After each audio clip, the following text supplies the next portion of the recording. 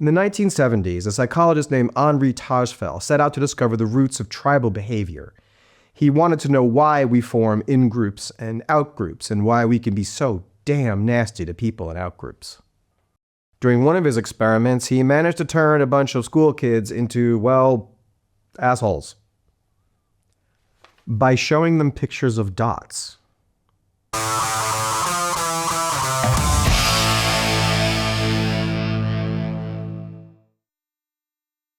Tajfel grew up Jewish in Poland during the years between World War I and II.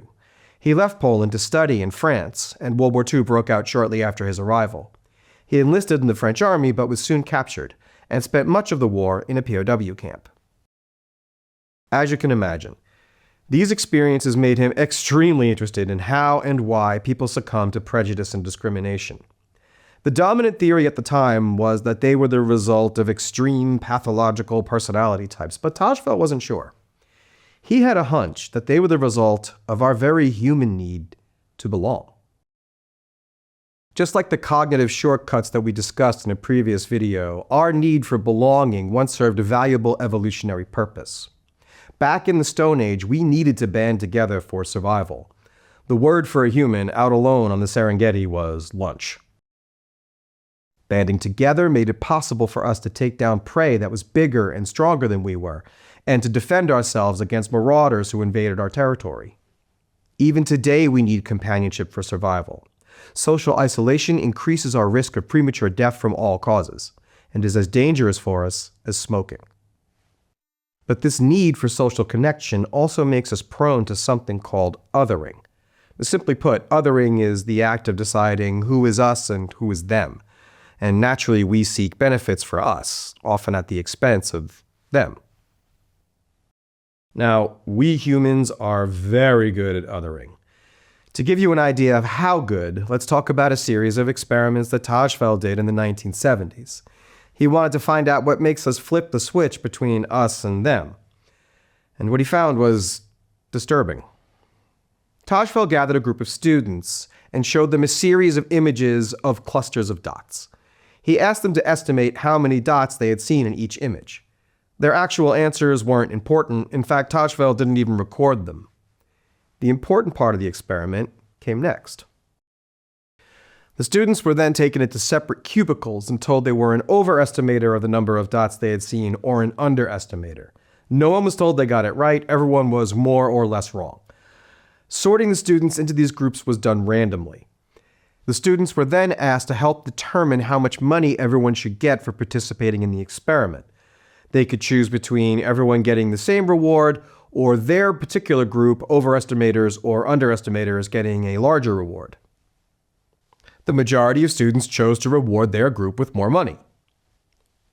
But what's crazy is what happened when they were given a third option. Their group would get less money, but the other group would get even less money. And the majority of students took that option. They were willing to accept a smaller reward for themselves and their group if it meant that other group got an even smaller reward. They were willing to personally sacrifice and suffer for their group if it meant the other group would suffer more. Now, that might sound logical to you, but remember, they didn't even know they were members of this group until a few minutes earlier, and the group in question didn't even exist in the first place. Tajfel was surprised by this result and repeated the experiment several times using different meaningless criteria to sort the participants into groups. He asked them to estimate how long a particular line was. He asked them if they preferred the paintings of Vasily Kandinsky over those of Paul Klee. It turns out that people will form tribes around nearly any distinction, no matter how trivial, arbitrary, or absurd those distinctions are. In his book Blueprint, Yale sociologist Nicholas Christakis describes this as the single most depressing aspect of human behavior. Other researchers have replicated these results, and it's worth mentioning that the effect is not as pronounced in less individualistic societies.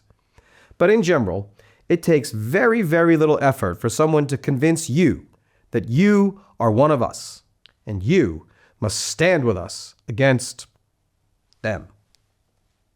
We all do this. We are hardwired to do it. And scammers, grifters, disinformers, and propagandists know that we're hardwired to do it, and they prey on it. Tajfel got those kids to form tribes by showing them pictures of dots. Imagine what a sustained, well-funded propaganda campaign can do. Imagine that you were in a social group where spreading and amplifying false information was a sign of loyalty. Ask yourself if you're in a group like that right now. And when you're on social media, ask yourself, why are we us and they them? Who was it that told you you were one of us? And what are we asking you to do? As technologist and security specialist Bruce Schneier writes, we need to become reflexively suspicious of information that makes us angry at our fellow citizens. The good news is that once you start doing that, this type of manipulation becomes fairly easy to spot. The first step is acknowledging that you and I and all of us have this natural inclination towards prejudice and discrimination within us. And once you acknowledge that, you can start to control it. Links to all the material and sources used to create this video are available in the description. Thanks for watching.